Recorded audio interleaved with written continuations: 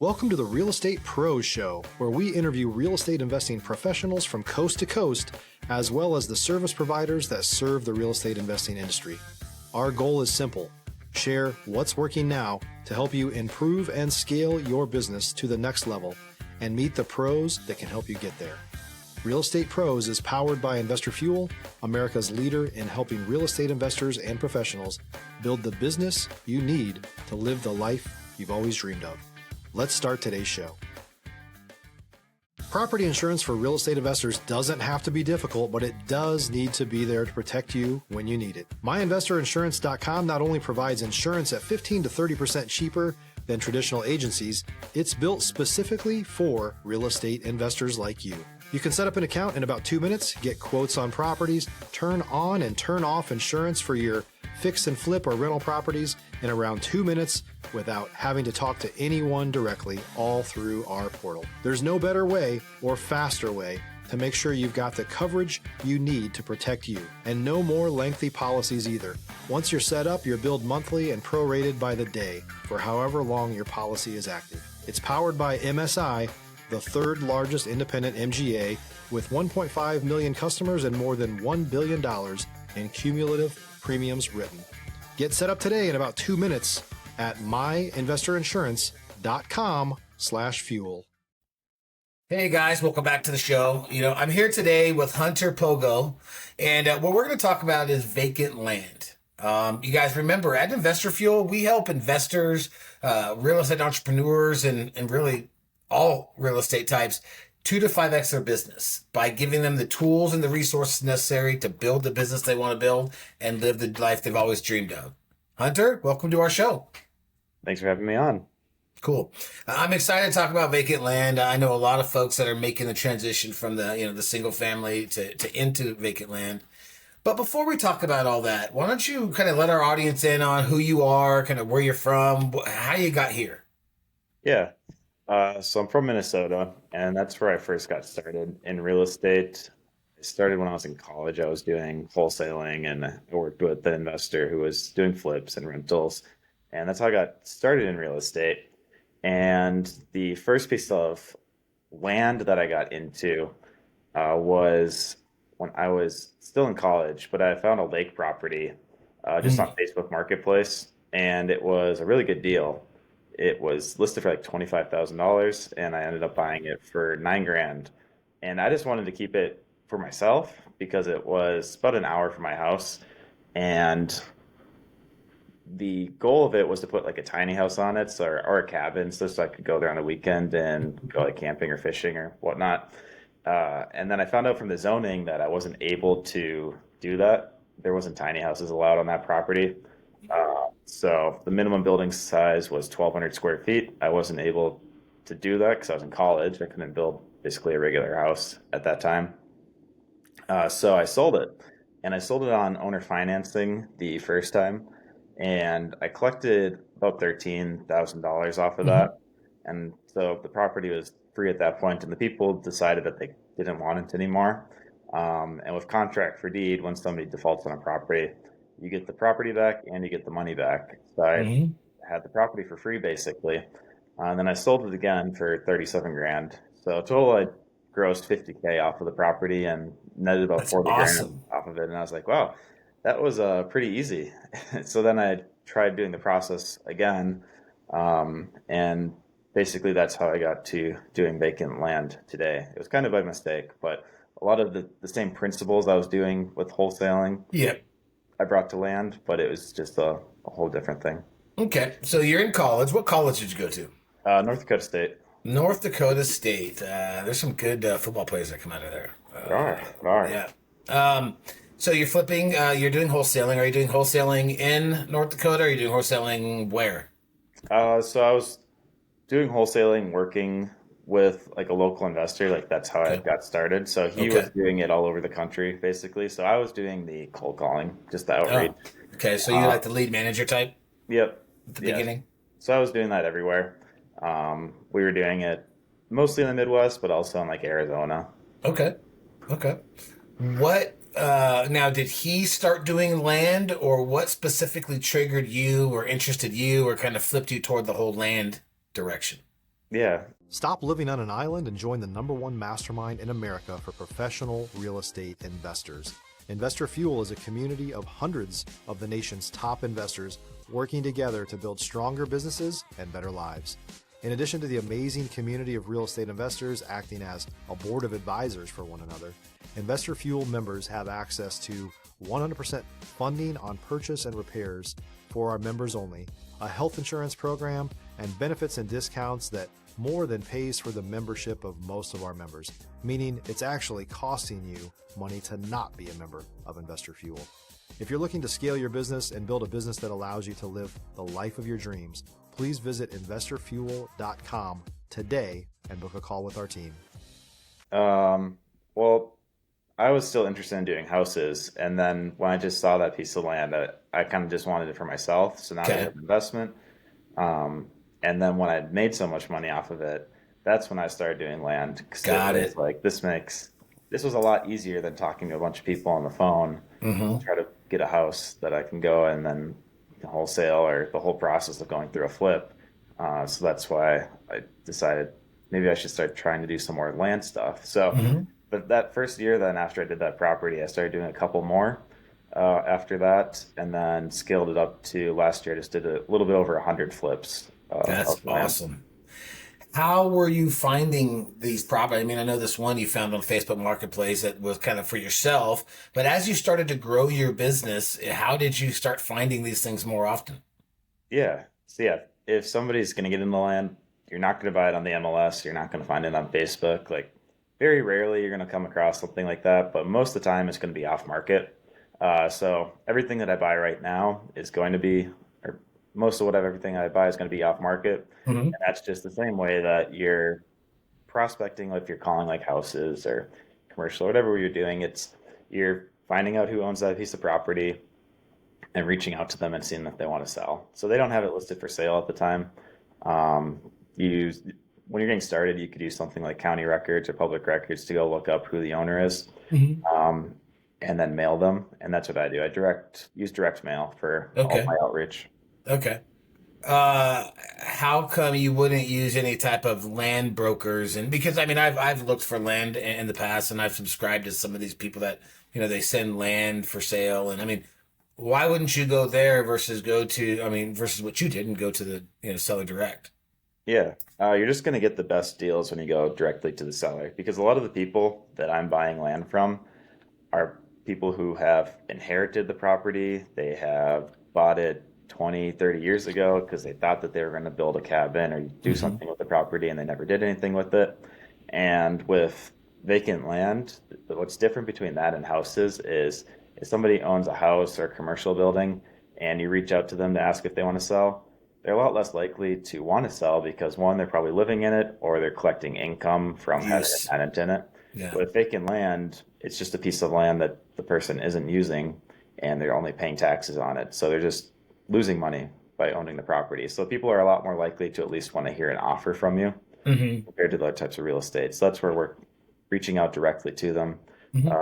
Works a lot better than compared to other types of real estate.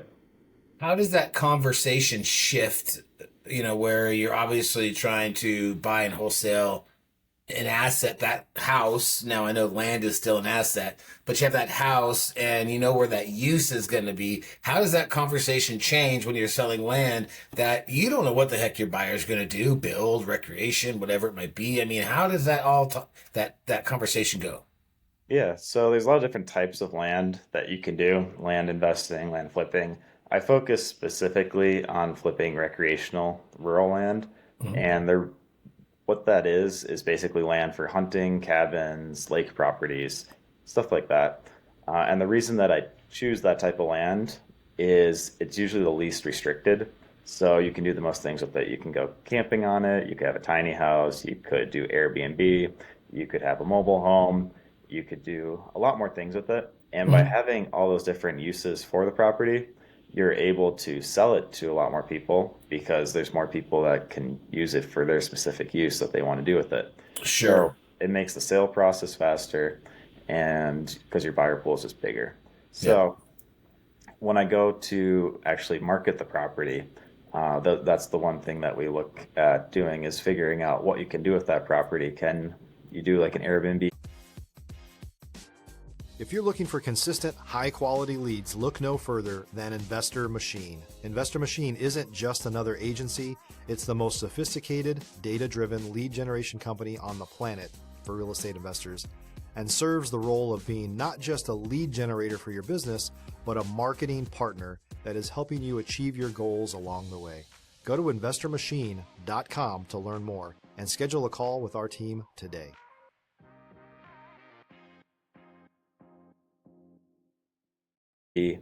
Tiny house, and that's something that we're going to advertise, because when people are looking at land online, like you said, a lot of people, they don't know what they can do with it. They see a lot. Specifically, if you're looking in like a city, those lots are usually heavily restricted because they're looking for something, either a commercial building or a house that you have to build on the property.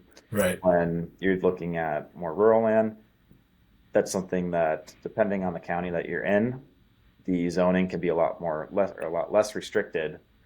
So we advertise that to the buyers, which then they're able to go and buy the property. And that brought me to another question: is like, how are you specifically finding this zoning, for each area that you're in, right? If you're doing it in multiple states, and if it is zoned ag land, whatever, right? How do you, have you had to go and rezone it to recreation to sell it? Yeah. The actual process of figuring out the zoning is one of the longer processes when you're getting started. So basically what we do is we have a spreadsheet that has every county that we'd want to do business in. And how we get that spreadsheet in the first place is, one, you're just looking at the regional map. So you have a big city, and that's going to be your buyer pool. You don't want to buy land in the city because it would be too expensive. You don't want to do within an hour of the city because, again, it's probably going to be too expensive. But an hour to 3 hours outside of a major city, that's where the land is going to be cheaper. Okay. But still close enough where somebody's able to go there on the weekend and use Right. that for their lake property. So we get a list of those counties that we'd want in that range.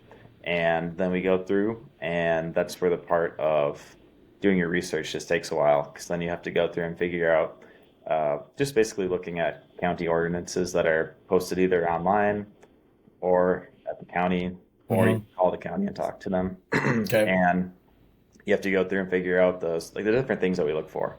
So, like, what are the minimum building sizes in that county? Airbnb, what type of recreation can you do in that property? Figuring out all those different zoning things and putting in a massive spreadsheet that we have. So starting off, you have a lot of research at first.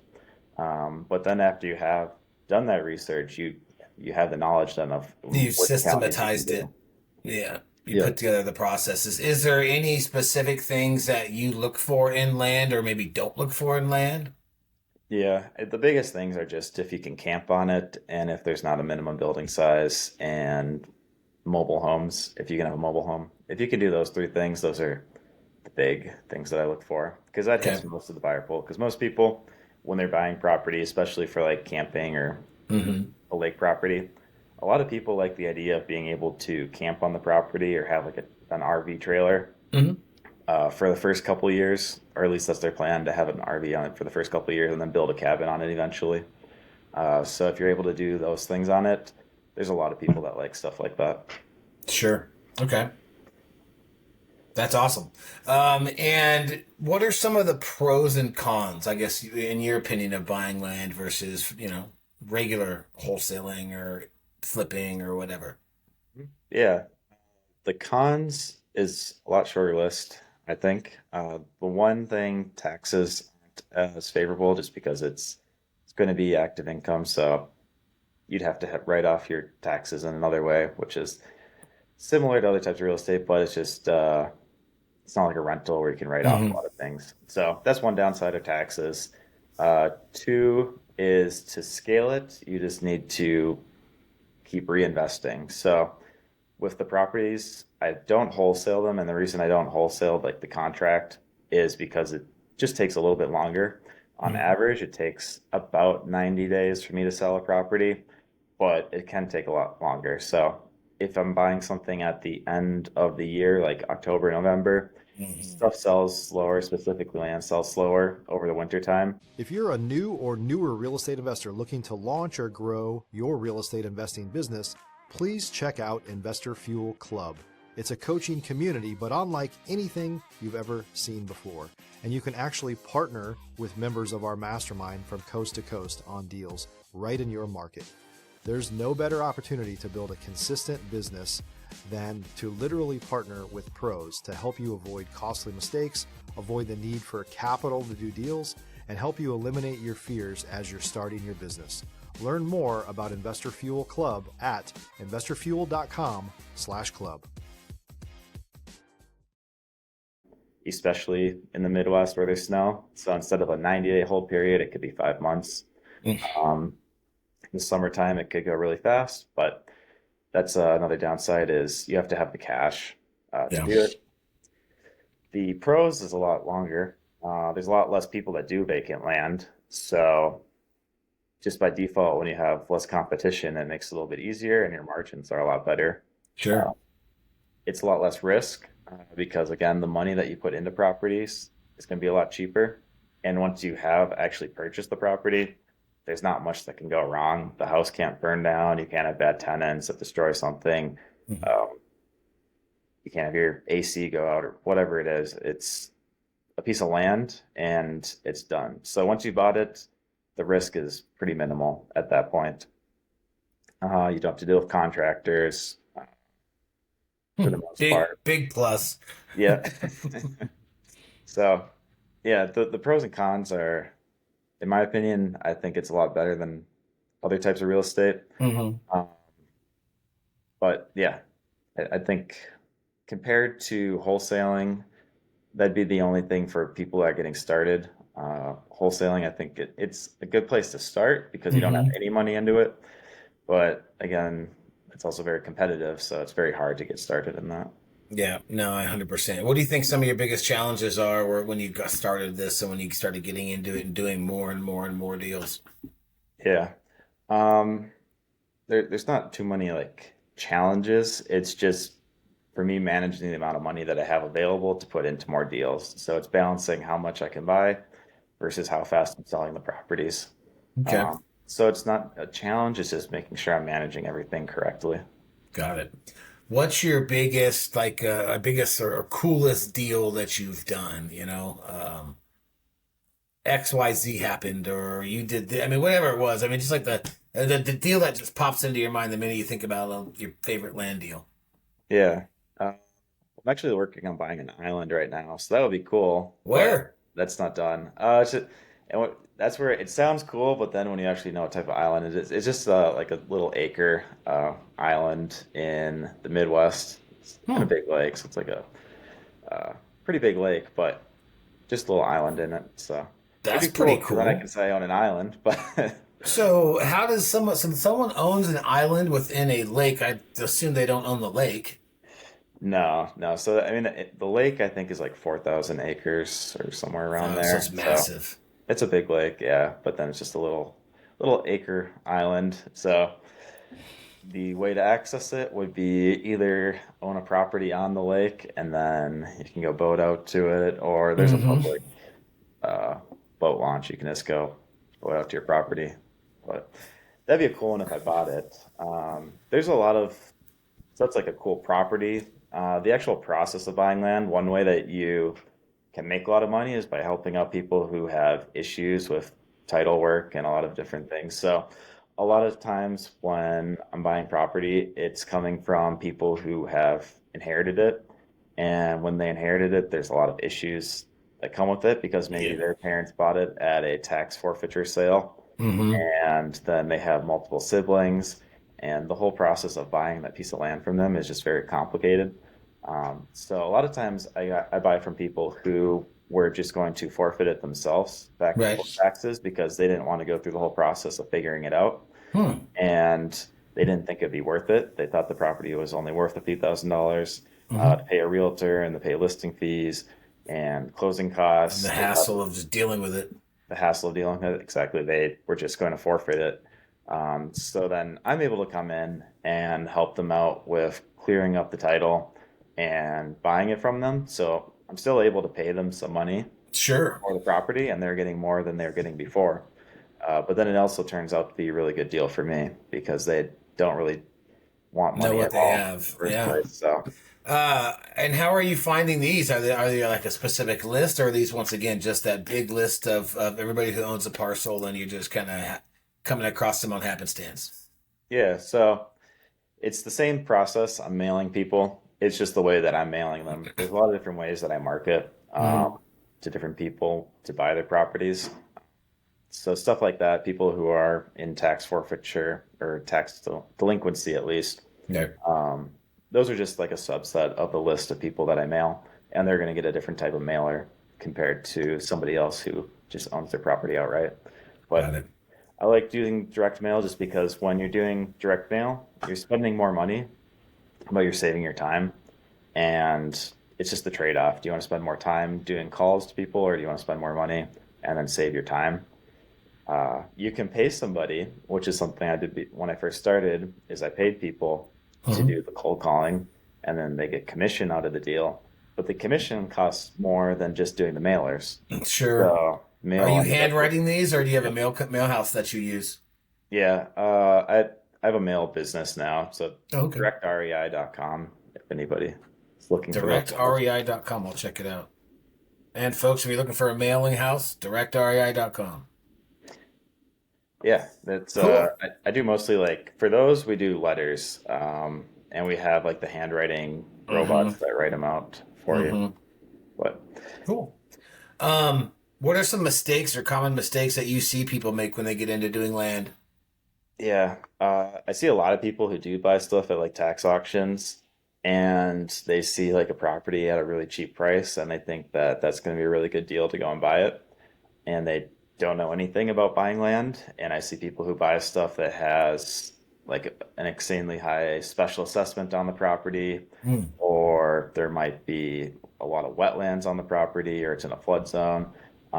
So to go over those things, like a special assessment, if you're not familiar, the county, or it could be like the water district or sewer district, or somebody improves something near that property and they're taxing you an extra amount. So like there's one property that I was interested in buying when I was first starting, because I saw the price on it and it was really cheap. It was like $5,000 for, again, like a property on a lake. Mhm. I was like, oh, at a tax sale, like that's a really good deal. And then the county didn't post that there's an $80,000 special assessment Oh, on that property. jeez. So, so luckily I did my due diligence and I figured that out. But somebody who doesn't know to do their due diligence might have went and bought that property at that auction and then had an $80,000 special assessment that they'd have to be paying on it. Right. Right. So that's one thing I see people do. Okay. Uh, Wetlands, that's another big thing, especially in states that have water. So I'm in Las Vegas right now. Wetlands aren't an issue out here. No, no, no. No wetlands an issue in Vegas. But if you're in a different part of the country, wetlands can be an issue. And basically, what it is, there's three things that make a property a wetland. It can be the hydrology, the type of plant life on the property, and basically the soil type on that property. So there's three different things that make a property technically a wetland. Uh, but basically, if it looks like a swamp or it is a swamp, that's kind of what a wetland is. Um, but it's hard to tell a lot of times because there are those three different factors that you have to take into account. So if you are dealing in a state with water and it seems like that property's in, it can be low if you're just looking at like the topography of the Topography. property. Mhm. Yeah, that could be one thing you have to look out for. And then flood zones. Yep. If you're in a flood zone, that can be an issue. That's something that you can look up using like a map online as well, like a flood zone map. Yeah. Cool. What resources would you recommend someone to someone that might maybe wanted to get into it? Yeah, when you're first getting started, you can use a tool. You can just use the county's websites. Most counties have a public like mapping system with these tools available for free. So if you just search the county name and then GIS, which Yep. stands for Graphical Information System, and that's going to be most counties have it, but it's going to be a map of the county, and then you have those different overlays. So a lot of them will have like a wetlands overlay, they'll have a flood zone overlay, they'll have the topography map overlay. So they'll have a lot of those different tools available for you at the county, as well as having like the owner's name and their mailing address on there. So when you get started, you can start by using free tools like that. Perfect. And then, besides any other resources, what advice would you give someone that wants to get into land? Yeah. I'd say to get into land, one is just doing your research beforehand. That's the biggest thing, is being knowledgeable on these, like the different things you want to look for in land, knowing the research on the county and the zoning and what prices of what stuff is going to be selling for in that area. Mhm. If you do all that research ahead of time, and then my buying criteria, there's three things that I watch out for. Is one, I don't want to pay more than a third of what I think it's going to sell for, so the market value. So if I think something's going to sell for $30,000, I wouldn't want to pay more than $10,000. Yeah. That's the max I pay. I'm not going to pay more than the assessed value. So whatever the county assesses the property at, that's the max that I would pay for a property. And then the third thing is the on-market properties. Whatever is on market in the area, even if it's not a comp, even if it's like a smaller property, not as nice or something, whatever the lowest thing is on the market, that's the max that I'll pay for a piece of land. Lowest thing on the, okay. So if there's those three criteria, if you stick to those, you're probably going to be pretty safe. As long as you've done your research and you know it's not wetlands, flood zone, etc., and you hit those criteria financially, then you're pretty safe for the most part. That's what I found for myself. Okay, cool. Awesome. And then your business, like where do you see your business going, and what maybe are some hurdles to get there? Yeah. So my business, how I have it set up is when I flip land, the one thing that I didn't touch on too much, I talked about a little bit, but is seller financing and contract for deed. So what I do is when I buy properties, I buy them outright in cash, but then I go to sell them. A lot of people that want to buy land can't afford to buy it outright in cash, just because most of the properties I sell are going to be between $15,000 to $40,000, and not too many people have the cash just to buy it outright.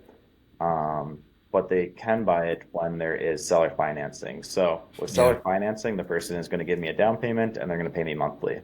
And the reason I like to stick to that like $15,000 to $40,000 range is just because people's payments are going to be around $500 a month or so, which most people can afford at that point.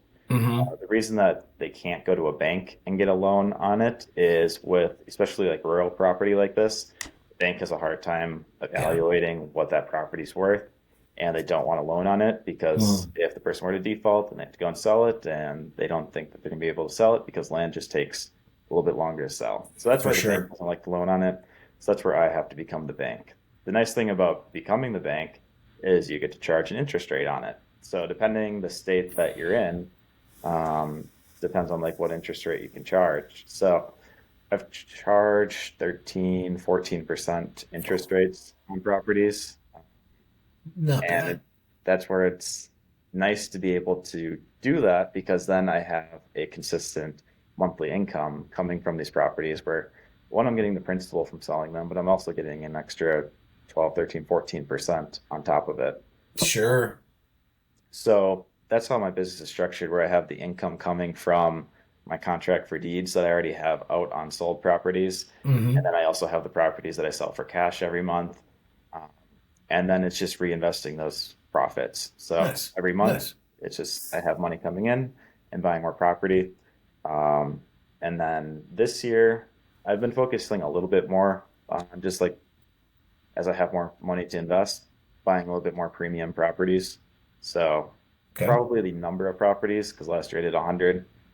This year we'll probably do about 100 again, maybe a little bit more. It'll just be doing a little bit more premium lakeside properties and A little stuff. higher value property, get a little bit more. Yep. Cool. Well, wow, man. I mean, I'm gonna go start buying some land. Sounds like you got a good deal going. Guys, and Hunter, thank you very much for being on this with us. And I hope everybody who's listening to this, if you have any interest in land, I hope you picked up some good nuggets. And Hunter, how can they get a hold of you if they maybe just have some questions, maybe want to pick your brain on how to purchase land? Yeah, the easiest way is just on Instagram. It's at Hunter Pogo. Okay. And then in any of your other social media stuff, I think I have I'll put it down in the show notes. And guys, this is what we do, right? We bring people on that have the ability to help maybe guide you and put you to the right spot. So I hope you guys all enjoyed this episode. Hunter, thank you again, and everybody, we'll see you on the next one. Cheers.